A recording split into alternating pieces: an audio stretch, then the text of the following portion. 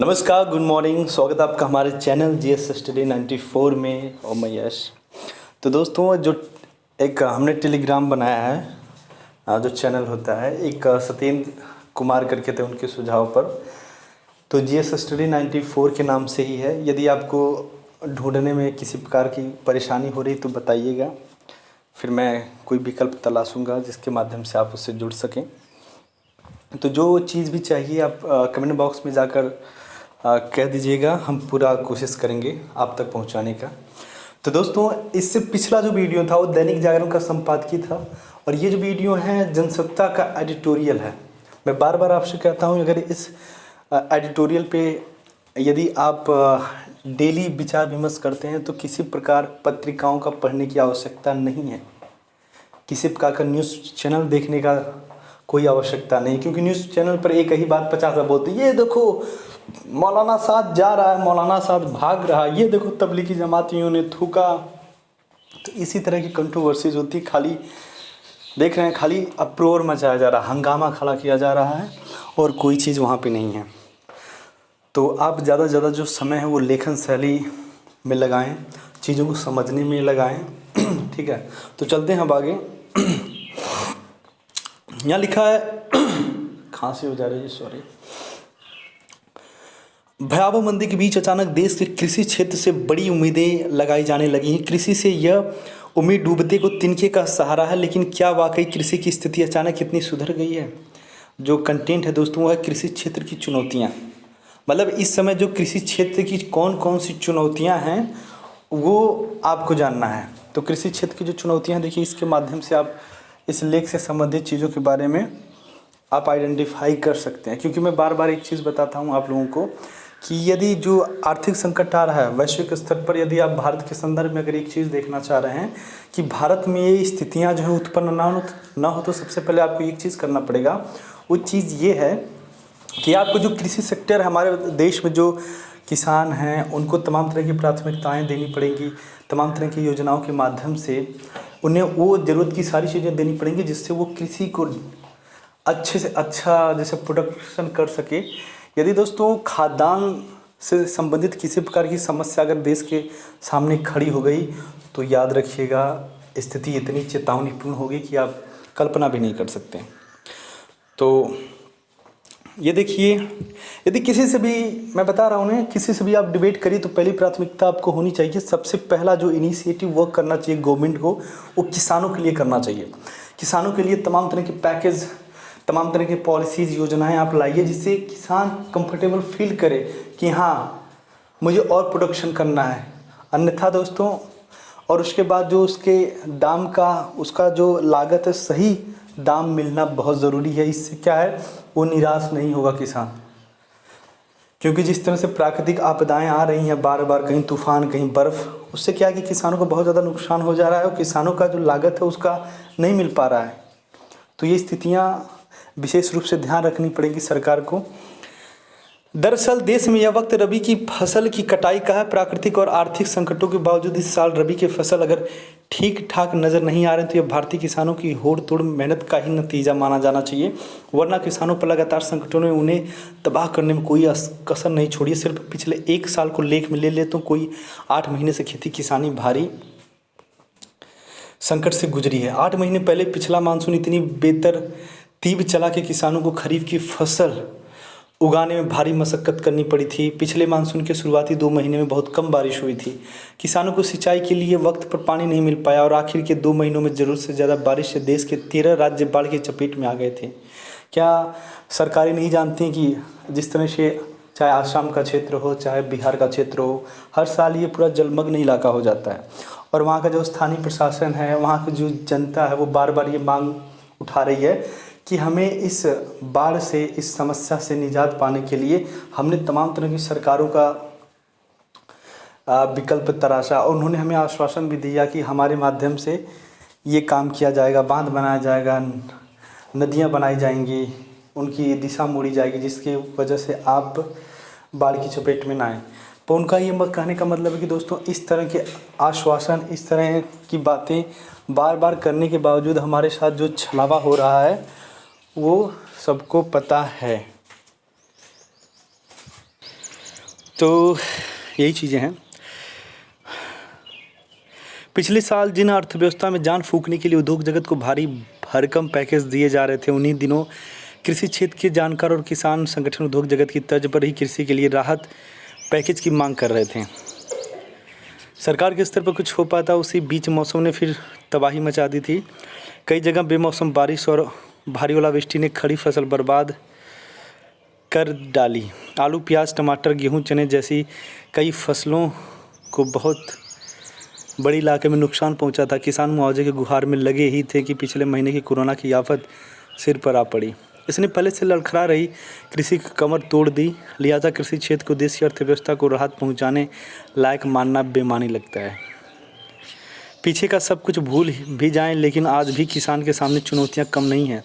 Corona किसान पर स्वास्थ्य का खतरा तो लाया ही, साथ ही उसने किसान की आजीविका पर भी बड़ा संकट खड़ा कर दिया है। सिर्फ 4 घंटे के नोटिस पर पूर्णबंदी के फैसले से पूरा देश अचानक बंद हो गया था।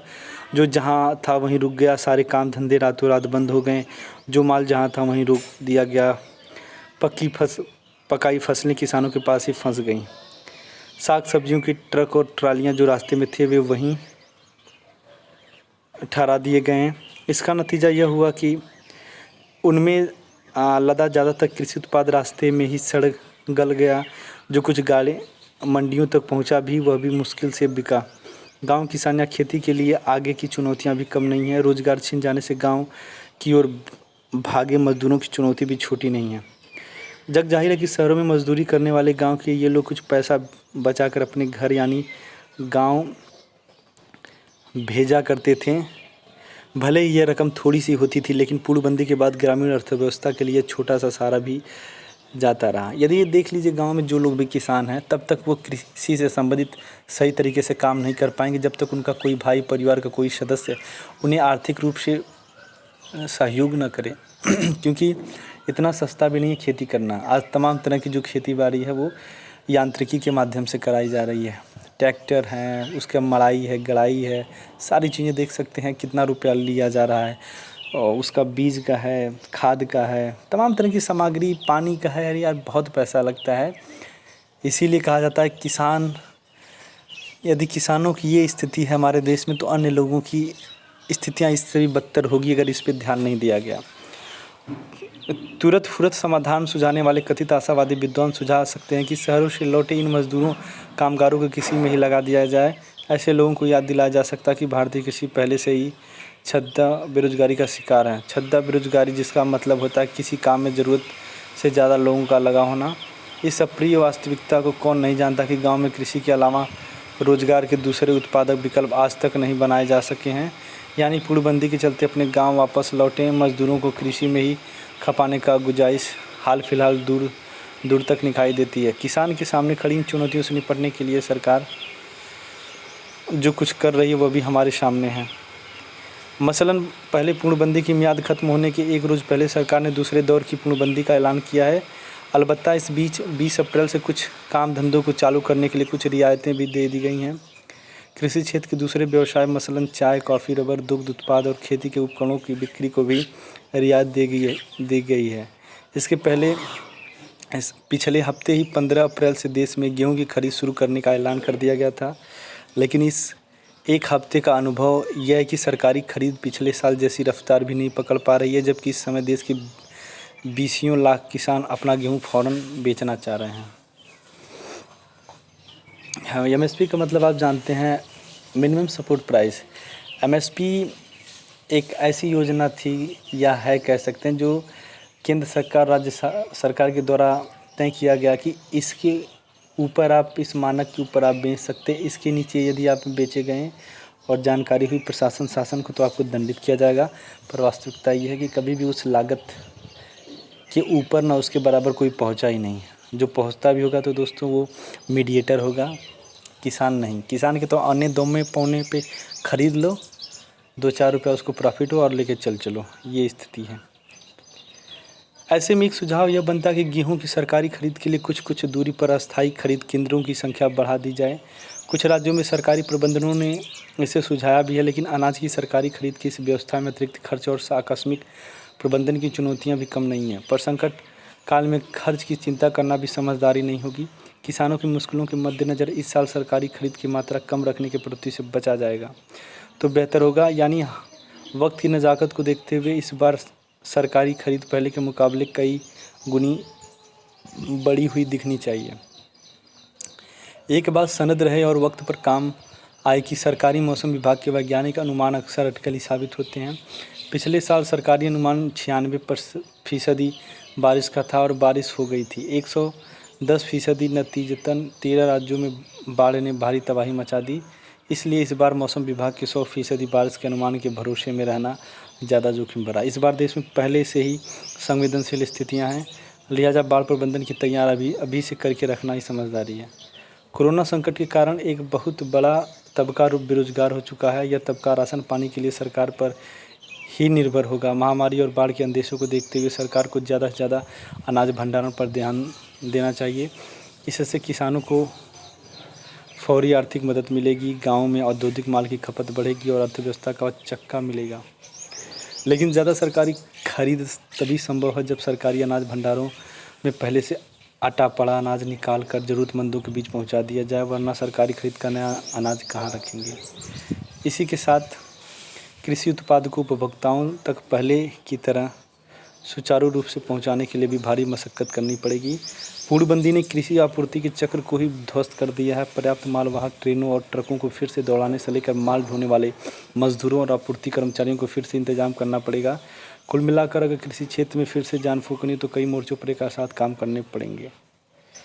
तो इस लेख का जो मुख्य उद्देश्य था यहाँ पे था, जो कृषि क्षेत्र में तमाम तरह की चुनौतियाँ हैं, चाहे पानी से लेके बिजली से लेके खाद से लेके उनके माल के स्टोरेज के लिए उनका सही दाम न मिलना, बाढ़, सूखा, मतलब फसल में आग लग जाए, इन सारी जो समस्याएं हैं जो कृषि से संबंधित है, इन पे सरकार को विचार विमर्श करनी चाहिए और किसानों के सामने जो चुनौतियां हैं उनका हल निकालना पड़ेगा। तब जाके आप कृषि को प्राथमिकता के उस स्तर पर ले जा सकते हैं जहां पे हमें ले जाने की ज़रूरत है। तो आज के लिए इतना ही। नमस्कार, धन्यवाद।